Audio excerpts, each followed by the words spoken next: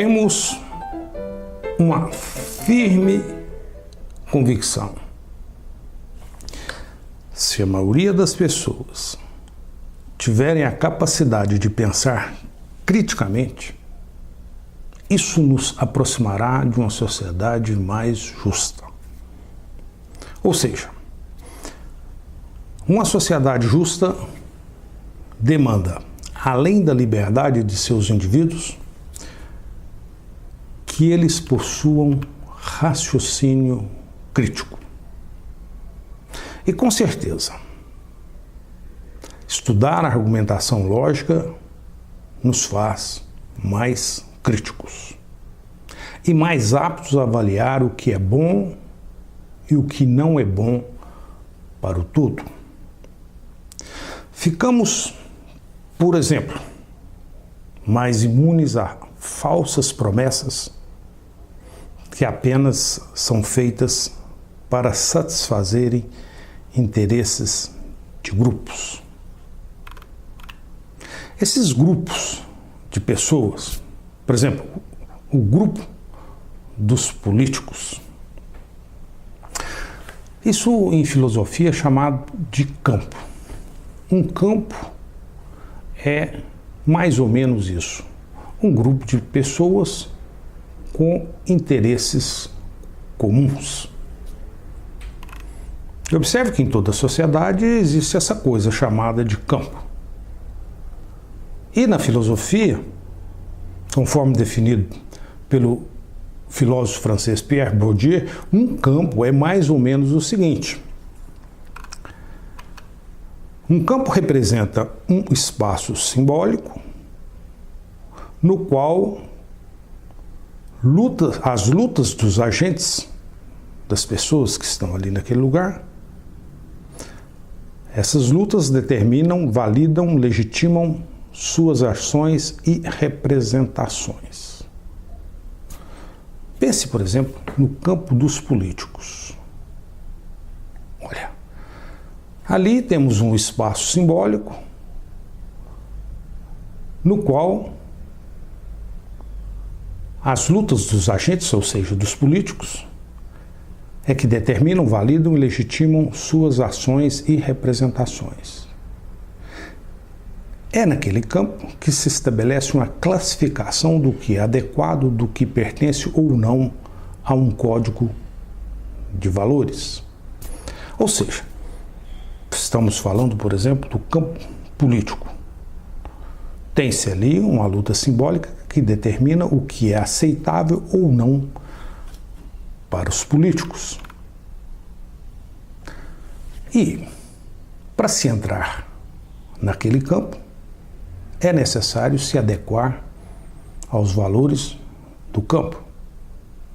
Caso contrário, o indivíduo é excluído do campo. Ou seja, ali dentro, naquele campo, tem-se determinado quais os valores, quais rituais devem ser seguidos para a consagração do indivíduo, do político, por exemplo, que está no campo dos políticos. Conclusão disso. Olha, para os políticos que estão ali naquele campo, o que eles procuram é resolver, principalmente, seus interesses pessoais e, na sequência, os interesses de seu campo. E para fazer isso, fazem de tudo. Até mesmo argumentam logicamente com certa destreza. É isso mesmo. É frequente ver políticos corruptos que são inteligentes apresentando incríveis jogos de argumentos para nos convencer. Na verdade, apresentam falácias, cujo objetivo é nos induzir a defender os interesses de seu campo político.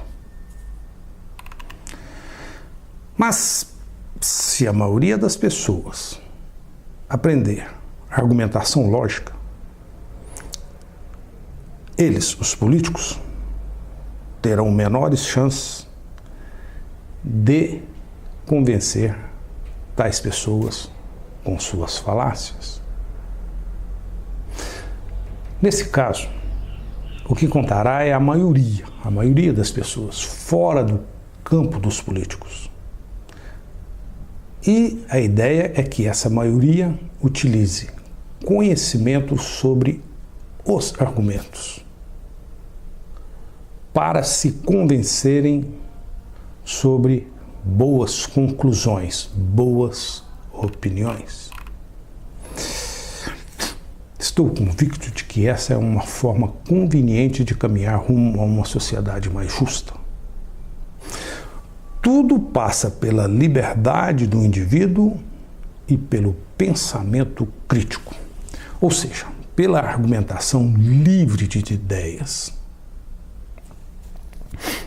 Interessante essas coisas.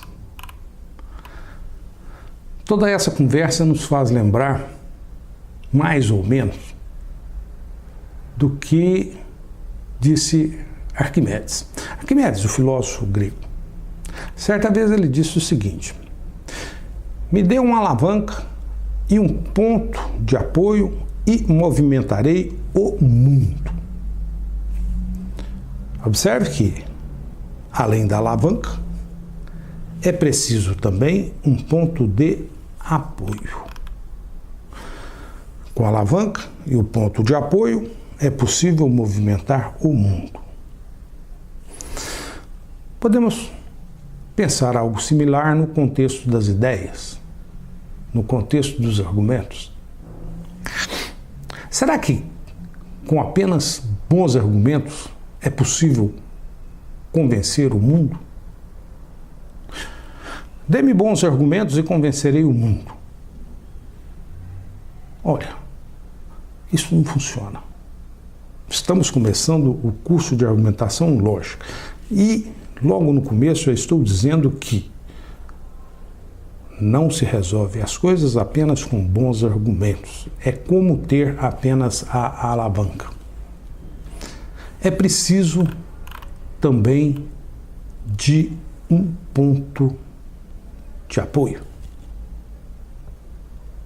E nesse caso, no caso das ideias, onde está o ponto de apoio? Quem é o ponto de apoio? No caso das ideias, o nosso ponto de apoio são os sentimentos. Dê-me bons argumentos e sentimentos que tocam o coração e convencerei o mundo. É isso mesmo. Quando penso nisso, nessas coisas, que preciso de argumentos, mas que também preciso de sentimento, penso como que eu demorei para aprender algo tão importante. Presta atenção. Estamos começando um curso que trata de argumentos lógicos, um curso que trata da razão. Mas na vida, no mundo, no nosso dia a dia, não bastam apenas os argumentos. É preciso também os sentimentos que tocam o coração. Conclusão. Vamos aprender a argumentação lógica. Mas apenas com os argumentos não é possível resolver o todo. Aliás, por falar de sentimentos, muitas vezes apenas pelos sentimentos nos convencemos. Por isso, a argumentação lógica é apenas uma vantagem. Uma vantagem que nada vale se não temos o ponto de apoio, os sentimentos sinceros. Mas é interessante pensar de uma outra maneira. Observe o seguinte: estudando a argumentação lógica, isso nos ajuda a entender mais ou menos certos sentimentos que por vezes nos tocam e que não possuem, digamos, fundamentos. Seremos mais críticos, até mesmo em relação aos nossos sentimentos. Tudo isso está evidentemente misturado.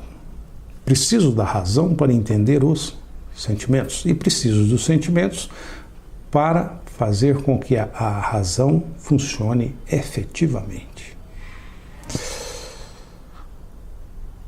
E se, por um lado, analisar sentimentos é muito difícil, é menos difícil analisar a razão. Ou seja, é muito mais fácil estudar a argumentação lógica do que estudar o que acontece com a gente no âmbito dos sentimentos. Então, por tudo isso, seja bem-vindo ao estudo da argumentação lógica, que é uma parte importante de um todo, que é a alavanca. A alavanca que, tendo um ponto de apoio, poderá movimentar o mundo, poderá convencer muitas pessoas.